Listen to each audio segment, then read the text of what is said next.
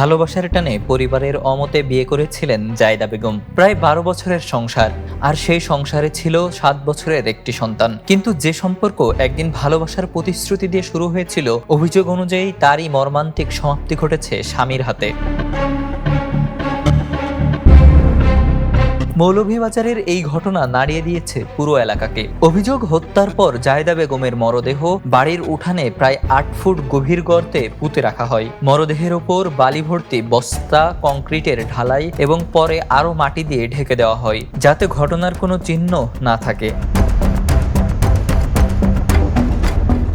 নিহতের বাবা আব্দুল মান্নান বলেন, মেয়েকে বিদেশ পাঠানোর কথা শুনেছিলেন, কিন্তু পরে জানতে পারেন তার মেয়ে ছিল বাড়ির উঠানের মাটির নিচে। একজন বাবার জন্য এর চেয়ে বেদনাদায়ক বাস্তবতা আর কি হতে পারে?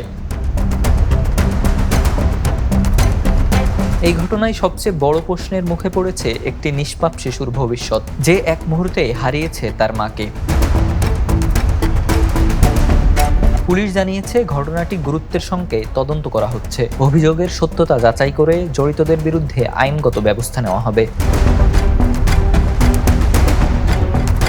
একসময় যে ভালোবাসা ছিল একটি নতুন জীবনের স্বপ্ন, আর সেটিই পরিণত হয়েছে এক পরিবারের গভীর শোক আর অশ্রুর গল্পে। স্বজন ও স্থানীয়রা এই ঘটনার সুষ্ঠু তদন্ত এবং দোষীদের দৃষ্টান্তমূলক শাস্তির দাবি জানিয়েছেন।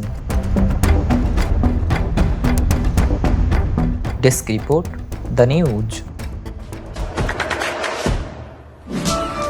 দেশে দেশে সবার সাথে দ্য নিউজ।